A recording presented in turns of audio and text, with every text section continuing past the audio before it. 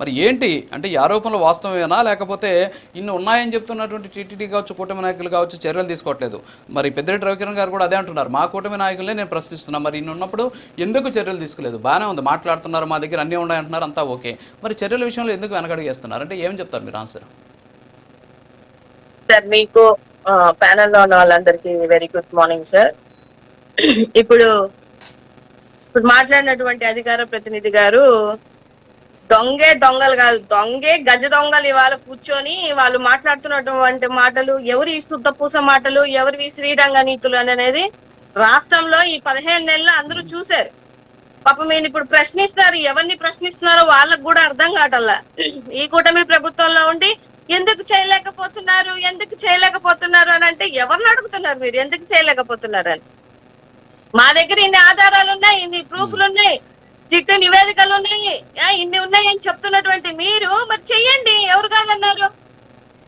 అందరూ ఇప్పుడు గత ప్రభుత్వంలో చేసినటువంటి టీటీడీ చైర్మన్లు అందరూ రెడీ. అదే సుబ్బారెడ్డి గారు కావచ్చు, లేకపోతే ఇంకొక ఆయన అవ్వచ్చు, ఎవరైనా అవ్వచ్చు, అందరూ రెడీగానే ఉన్నారు కదా. ఎవరు మా మీద ఏం చేయకండి అని మేమేం చెప్పట్లేదు కదా. మీరు లేనిపోని నిందలు, లేనిపోని అపరాధాలు ఏమంటే ఆరోధనలు చేసుకుంటూ ఉండి వాటిని చెయ్యండి అని అంటే ఎవరు చేస్తారండి? ప్రతిదానికి ప్రూఫ్లు ఉండద్దా? ప్రతిదానికి ఇది ఉండద్దా? నివేదిక ఇచ్చిందంటే ఏం నివేదిక ఇచ్చింది? రసాయనాలకిను జంతువుల కొవ్వులకి ఎంత తేడా ఉంది? తప్పుదోవ పట్టించింది రాష్ట్రంలో ఉన్నటువంటి ప్రజల్ని. రాగానే మీరు అది అందరికీ సెంటిమెంటే. తిరుపతి దేవస్థానం అనేది ప్రతి ఒక్కరికి సెంటిమెంటే. ఈ దేశంలో ఉన్నాయి కాదు, పక్క దేశాల వాళ్ళు కూడా వచ్చి వీక్షించుకొని వెళ్తున్నారు అని అంటే టీటీడీలో ఉన్నటువంటి లడ్డుకున్నటువంటి ప్రాధాన్యత కానీ, వెంకటేశ్వర స్వామికి ఉన్నటువంటి ప్రాధాన్యత కానీ అందరికీ తెలిసినటువంటి విషయమే.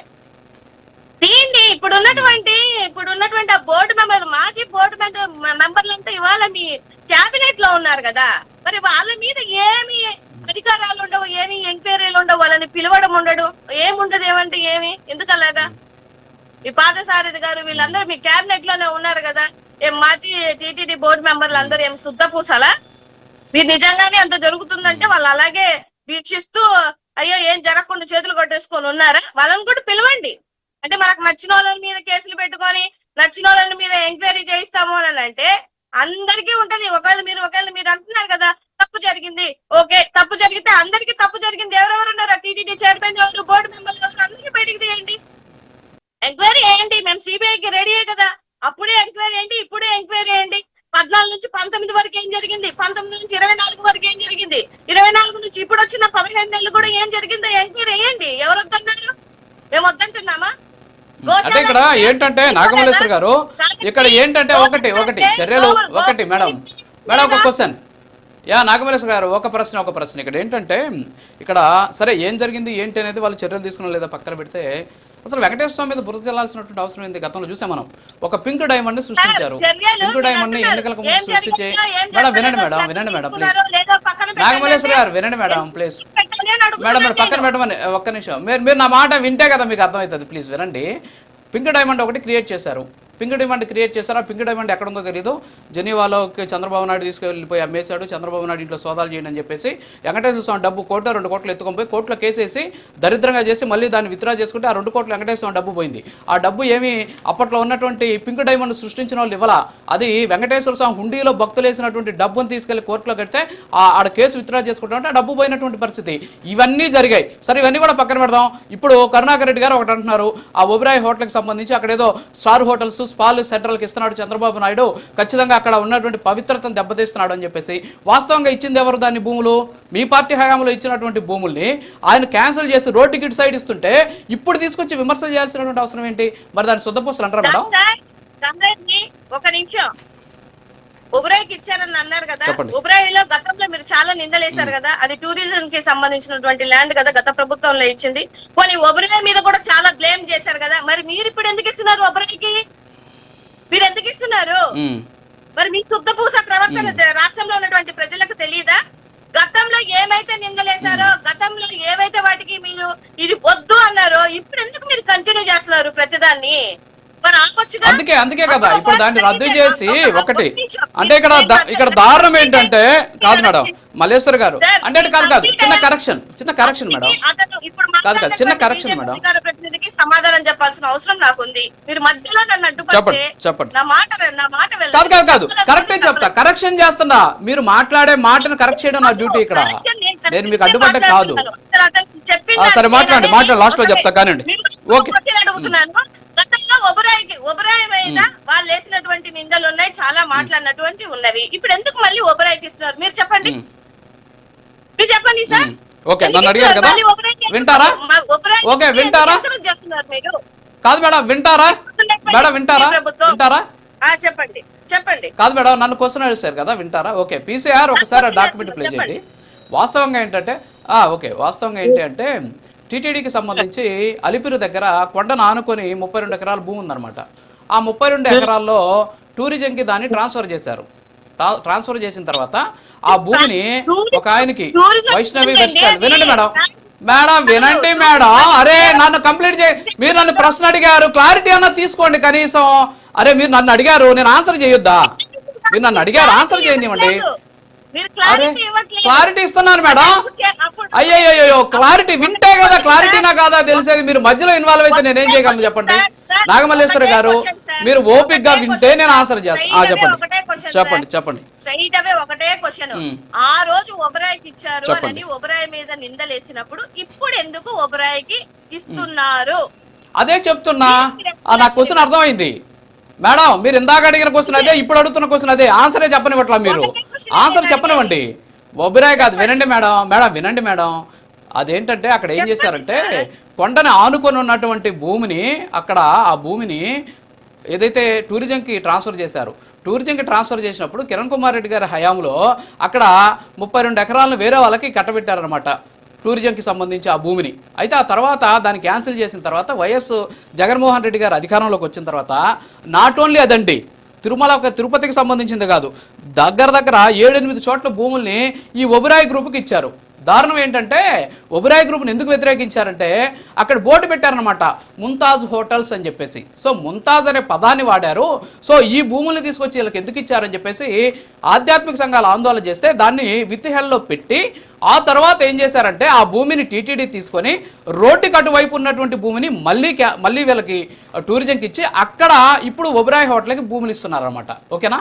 అంటే కొండను ఆనుకున్నటువంటి భూమిని ఇచ్చింది మీరు, కొండకి దూరంగా ఇస్తున్నటువంటి భూమిని ఇస్తుంది కూటమి.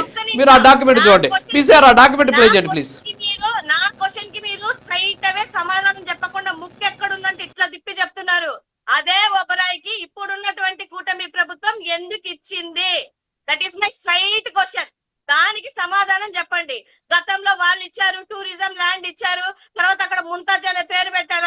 సరే ముంతాజ్ అనే కారణం చెప్పాను కదా. సమస్య ఒబరాయ్ హోటల్కి ఇవ్వడం కాదు మేడం.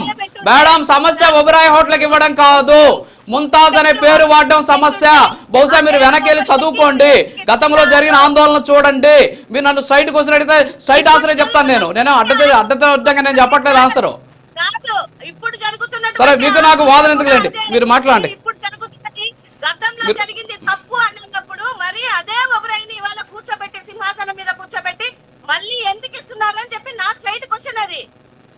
దానికి మీరు సమాధానం ఖచ్చితంగా అది చెప్పాను కదా, దానికి ఆన్సర్ చేశాను. మీకు అర్థం కావట్లా బహుశా, అంతే మీకు అర్థం కావట్లా. ఓకే మాట్లాడు. అంటే మిమ్మల్ని ఛానల్లో ఉన్నారు కాబట్టి నేను రెస్పెక్ట్ చేయాలి కాబట్టి మీరు అన్నట్టుగా నేను కూడా అనేగలను మీకు అర్థం కావట్లేదు అని. మీరు ఇప్పుడు ఏమంటున్నారు? ఖచ్చితంగా మేడం మీకు ఒబరాయి అప్పుడు ఉన్నటువంటి వాటిని మీరు నిందలేస్తున్నట్లయితే ఇప్పుడు ఎందుకు ఇచ్చారో అని అడుగుతున్నారు. దానికి మాత్రం మీరు సమాధానం. అసలు ఒబరాయి మీద నింద ఎందుకు వేశారో తెలుసుకోండి మేడం. ముంతాజ్ అనే పదం వల్ల వేశారు మేడం, మీకు అర్థం కావట్లా. సరే మీతో నాకు వాదన అనవసరం కానీ మీరు మాట్లాడండి. మీకు ప్రేమ ఉంటే ప్యానెల్ లో కూర్చున్నప్పుడు ఇంకా మీరు అన్ని ప్రేమలు ఉండవు మేడం. ప్రేమలో లేదు అన్ని ప్రేమలు లేదు, వాస్తవాలు మాట్లాడదాం. ఈడ ప్రేమలు లేదు ప్రేమలు అవన్నీ ఉండవులే కానీ మాట్లాడండి. మీతో నాకు మీతో నేను వాదన దిగను. మేడం మీరు మాట్లాడండి ప్లీజ్.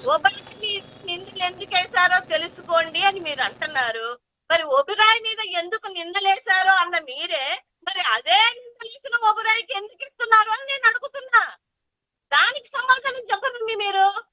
మరి వీళ్ళకి లాలుచీలు ఏమన్నా అయ్యాయా, లేకపోతే ఏమన్నా ప్యాకెట్లు ఏమన్నా మారాయా? మొన్నటిదాకా గత ప్రభుత్వంలో ఉన్నంత సేపు ఓబరాయ్ మీద బ్లేమ్ చేసి ఇప్పుడు అదే ఓబరాయ్ని కూర్చోబెట్టుకుంటున్నారు. మీకేం నైతిక విలువలు ఉన్నాయని నేను అడుగుతున్నా. ఒకవేళ అప్పుడు ఆ రోజు ఆరోపణలు ఉంటే అదే ఆరోపణలు వాటి కంపెనీలకు కానీ మళ్ళీ ఇప్పుడు ఎందుకు మీరు కొనసాగిస్తున్నారు అని అడుగుతున్నాను. ఒకవేళ అప్పుడే ఆరోపణలు ఉంటే ఆ ఆరోపణలు మీరు వచ్చి 15 నెలలు అవుతున్నా మీరు ఎందుకు చేయలేకపోతున్నారు అని అడుగుతున్నాను. నా స్ట్రైట్ క్వశ్చన్సే ఇవన్నీ.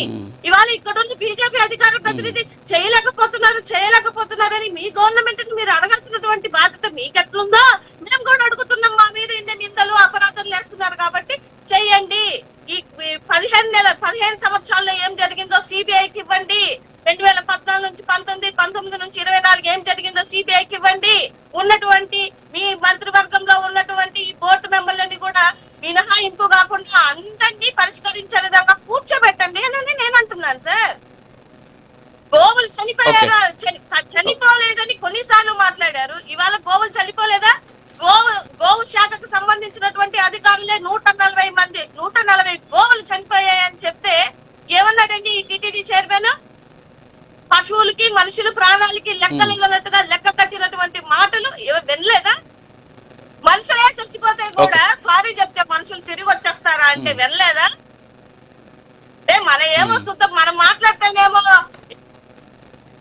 ఏమంటారు మంచి మాటలు, పక్క వాళ్ళు మాట్లాడితే బూతులని వక్రీకరించే విధంగా మాట్లాడితే ఎట్లా సార్ అవుతుంది?